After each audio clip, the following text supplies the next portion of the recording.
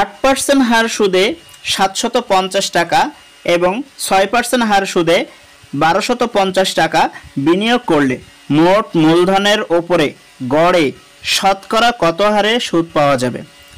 আগে আপনাকে মোট মূলধন বের করতে হবে, তারপরে আপনার হচ্ছে মোট সুদের পরিমাণ বের করতে হবে, তারপরে মোট সুদকে মোট মূলধন দিয়ে ভাগ করলে তার আবার পার্সেন্টেজ করতে হবে। এখন এখানে আমি খেয়াল করি 8% হার সুদে যখন 750 টাকা এবং 6% হার সুদে 1250 টাকা বিনিয়োগ করতেছেন তখন সুদ কত আসতেছে? আমরা সরাসরি শর্টকাট প্রসেসে রিটেন অঙ্ক করি। 8% হার সুদে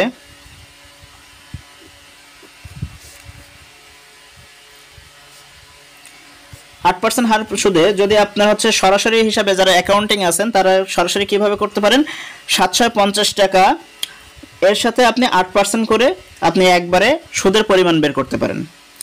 আবার যারা হচ্ছে রিটেন পুরো বিস্তারিতভাবে করতে চান তারা 3-4 লাইন ধরে ঐকিক নিয়ম করেও করতে পারেন। আমরা ঐকিক নিয়ম ধরে করি, পরে আপনার হচ্ছে শর্টকাট প্রসেসটা করে তারপরে যে আপনার হচ্ছে এমসিকিউ এর জন্য করি। এখন দেখেন 8% হার সুদে যখন কাজ করতেছেন তখন 100 টাকা 1 বছরে সুদ 8 টাকা, অতএব 1 টাকার 1 বছরের সুদ কত? 8/100 টাকা। অতএব আপনি 750 টাকা ইনভেস্ট করছেন, 750 টাকার 1 বছরের সুদ কত? 8 গুণ, এখানে কিন্তু বছর সংখ্যা উল্লেখ করে দেয়নি প্রশ্নের ভিতরে, জাস্ট 1 বছর ধরে নিয়ে কাজ করেন। 750 নিচে হলো 100, কাটাকাটি করেন, এই শূন্য কেটে দেন। 3 25 75, তাছাড়াও আরও কাজ করা যায়। আপনার 5 15 75, 5 2 10, 5 দিয়ে কাটলাম, 2 দিয়ে 8কে কাটেন 4, 4 15 কত টাকা সুদ? 60 টাকা। তাহলে 8% হারে যখন কাজ করছেন তখন আপনার সুদের পরিমাণ 60 টাকা। আবার 6% হার সুদে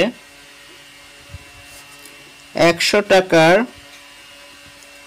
1 বছরের সুদ 6 টাকা। অতএব 1 টাকার 1 বছরের সুদ 100 কি হবে? ভাগে চলে আসবে। অতএব আপনার কি 1250 টাকার 1 বছরের সুদ, যেহেতু প্রশ্নের ভিতরে 1250 টাকা দেওয়া আছে 6% হার সুদে। এবার কাটাকাটি করি, একটা শূন্য কেটে দেন। এখানে 5 2 10, এখানে 5 25 125, এখানে 2 দিয়ে 6কে কাটেন 3, 3 25 কত হয়? 75 টাকা। তাহলে একবার আপনি 8% হার সুদে যখন কাজ করছেন সুদ পাইছেন 60 টাকা, যখন 6% হার সুদে কাজ করছেন তখন সুদ পাইছেন 75 টাকা। এখন মোট সুদ কত?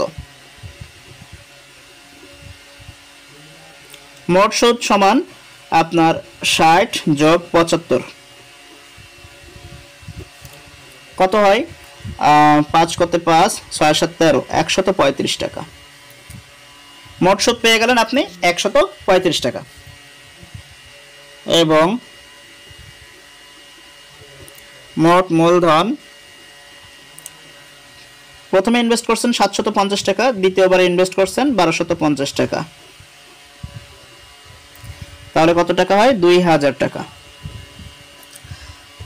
750 আর 1250 যোগ করলে 2000 টাকা হয়। তাহলে মোট সুদ পেয়ে গেলেন 135, মোট মূলধন পেয়ে গেলেন 2000। এখন আপনার কাছে প্রশ্ন করছে কি, এখানে প্রশ্ন করছে বিনিয়োগ করলে, আচ্ছা মোট মূলধনের উপরে গড়ে শতকরা কত হারে সুদ পাওয়া যাবে? তাহলে আপনার মোট মূলধন যা করছেন মোট সুদ যত আসছে সেটা হিসাবে আপনার শতকরা হিসাব নির্ণয় করতে হবে। অতএব গড়ে শতকরা সুদ পাওয়া যাবে সমান, এবার আপনি এখানে লিখবেন 135 টাকা উপরে, নিচে হলো 2000 টাকা, গুণ হলো 100। যেহেতু শতকরা হিসেবে পার্সেন্টেজ বের করবেন তাই 100 দিয়ে গুণ দিবেন। কাটাকাটি করেন, একটা শূন্য একটা শূন্য একটা শূন্য একটা শূন্য। এবার 20 দিয়ে 135কে ভাগ করেন। যদি না ভাগ করতে পারেন তাহলে আপনি এখানে কাটাকাটি করে আরো ছোট করে নিতে পারেন। এখানে 4 5 20, আর 5 দিয়ে এইটাকে যদি কাটি তাহলে 5 কুড়ি 100, 5 শত 35 মানে 27। আর 27কে 4 দিয়ে আপনার কাটাকাটি করা যাচ্ছে না, ভাগ করেন 6.75 টাকা। এইটা হলো আপনার শতকরা সুদ পাওয়া যাবে। এখন যেহেতু এখানে শতকরার কথা লিখেছি সেহেতু এখানে টাকা লিখতে হবে। এখানে যদি শতকরার কথা না লিখতাম তাহলে এখানে পার্সেন্টেজ চিহ্ন সরাসরি দিয়ে দিতে পারতেন। এবার লিখবেন অতএব নির্ণেয় সুদের হার 6.75%। ব্যাস, অ্যান্সার ক্লিয়ার।